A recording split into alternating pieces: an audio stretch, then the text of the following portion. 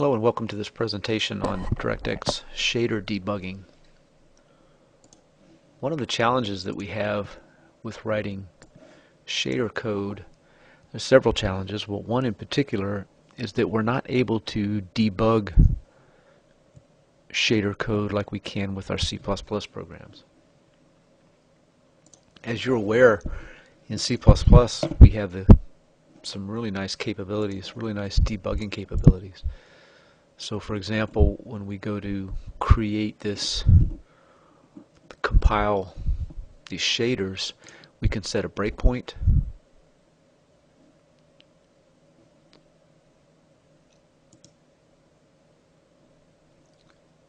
And we can start a debugging session. And we can see that we're paused at the breakpoint, and we can step over a line of code and we can see the value of our result and other variables. And this is a really powerful feature in finding logical flaws and errors in our programs. We don't have the same capability in a shader program, in large part because it's running on the GPU, not running on the CPU. It's also a different programming language. It's very similar, but it's actually technically a different programming language, so we don't have the same capabilities.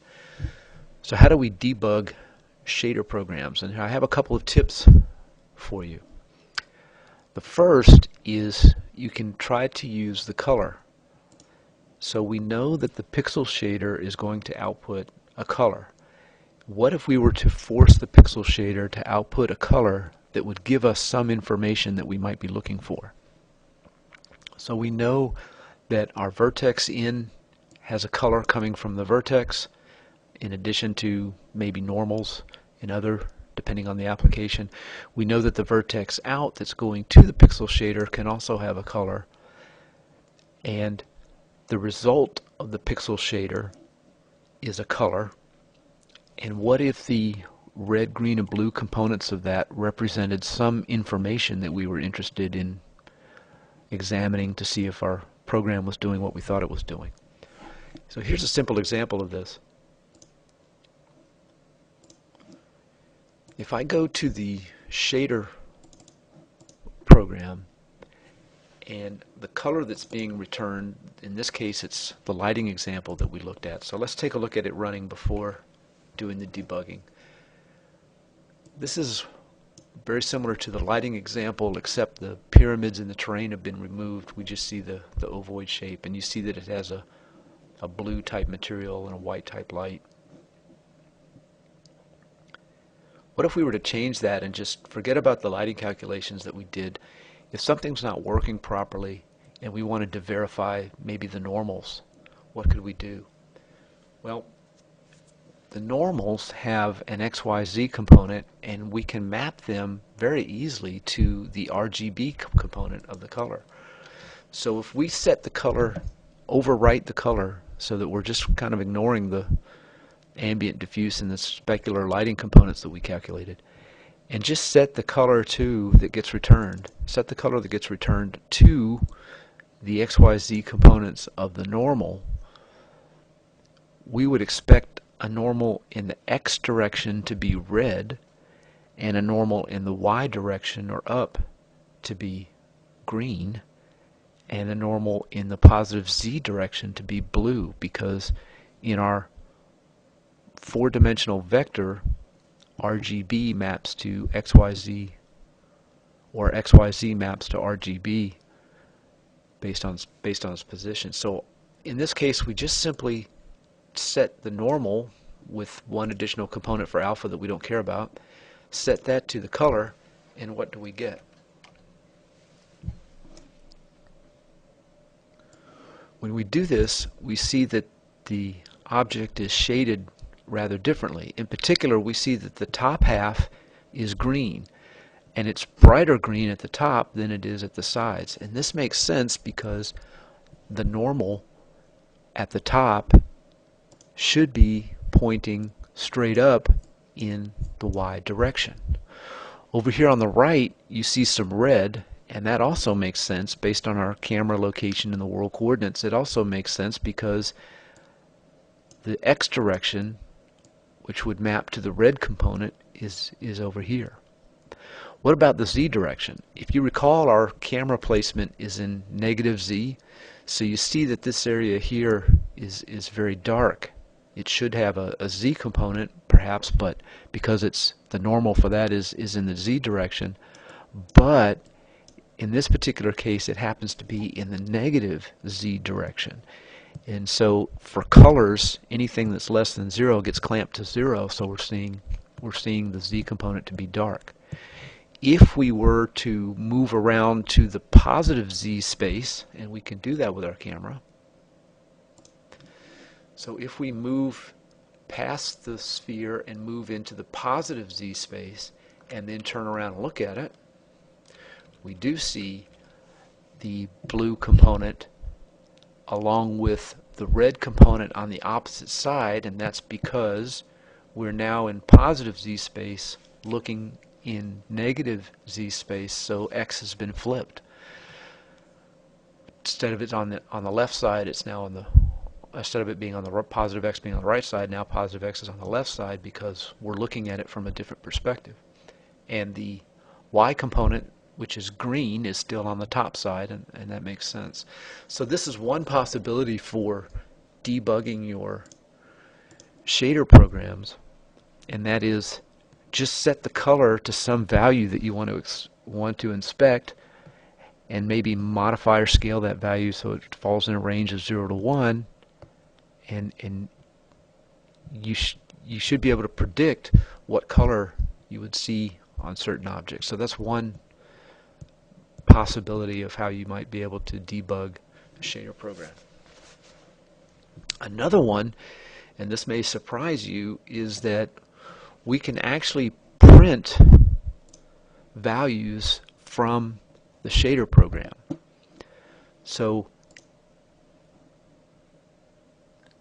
normally when we use the GPU, this print statement won't work. But if we create the DirectX 11 device using something called the reference driver, then we can do printing. So typically we create the DirectX device asking for a hardware driver, and this means we want the DirectX device to run on the GPU. But they also have created what they call a reference device to do not only debugging but also to test hardware devices to make sure they produce the required output. So they have what they call a reference device, which is all software that runs on the CPU. So everything that's done, including the shader programming, is actually done on the CPU using the reference device. And because it's running on the CPU, we can call print statements from within the shader code. And the particular print statement that we call is called printf, and we've seen a version of this in the programming with I think it's swprintf or wsprintf. And this printf, by default, this is an old C function. By default, the output goes to the standard output, and we have these modifiers or these placeholders that begin with a percent sign. So a %f is for floating point values, and a %.4f will give you 4 decimal places of accuracy. So if we make a couple of changes to our code,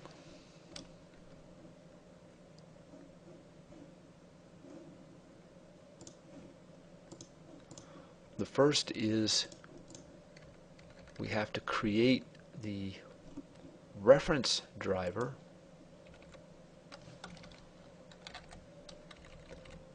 We have to create the device requesting that we're going to use the reference driver, which is all run in software on the CPU. And then in our shader program, we can print out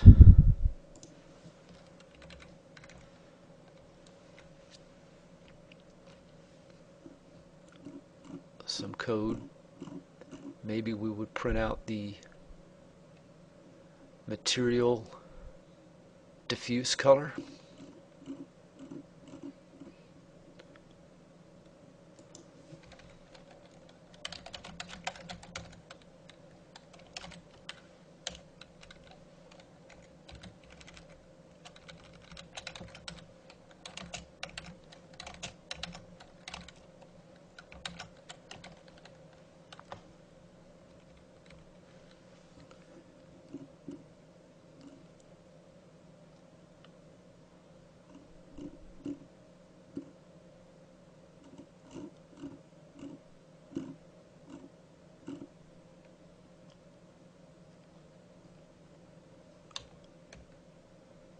So in our shader data we have a G material, and the G material has a diffuse color. So then in our print statement we should be able to access the G material diffuse X or red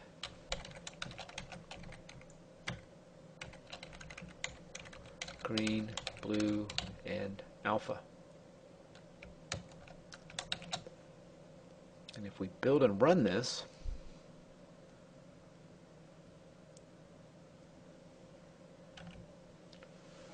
where will that be printed on? We don't have a console, so where will that be printed on? Well, it looks like we've got an error message.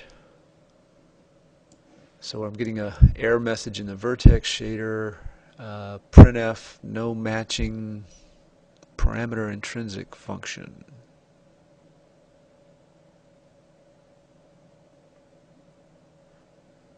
Matching zero parameter. What does that mean? We've got an error somewhere in our shader function. Oh, okay. So we have an extra comma here at the end, which is a mistake. That looks like it. So we've got %2f, we got 4 of those, and we have 4 floats going in. So that should be okay. And the parentheses, that's all a string, so the parentheses match up. So I think we might be okay now. Let's see.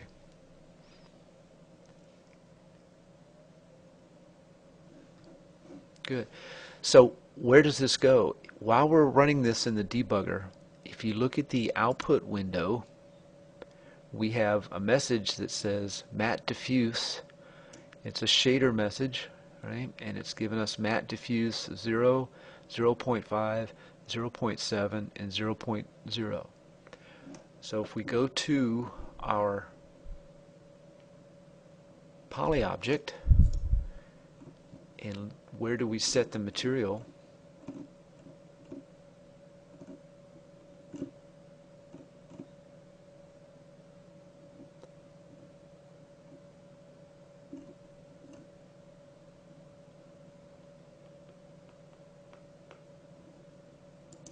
So if we find all the references of material,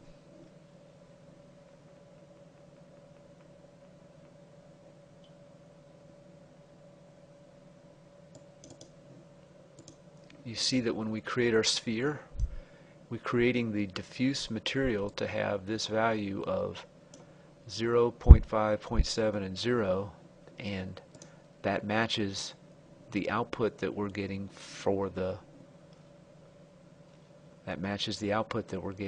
from the print statement in the shader. So this is even a more useful capability where we can print out a lot of specific values and see what's happening. There is a couple of things that you need to be aware of. The first is that you notice we're getting a lot of print statements, and the reason for that is that this print statement is being run in the vertex shader.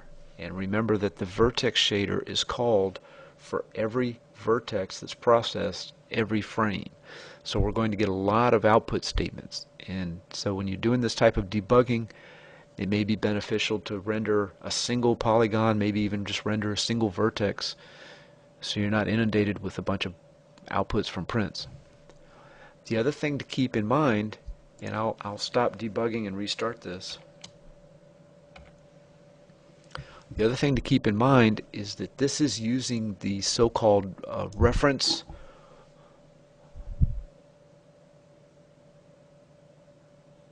driver, which is running all in software on the CPU. And because of that, it's going to run much, much slower than on the GPU.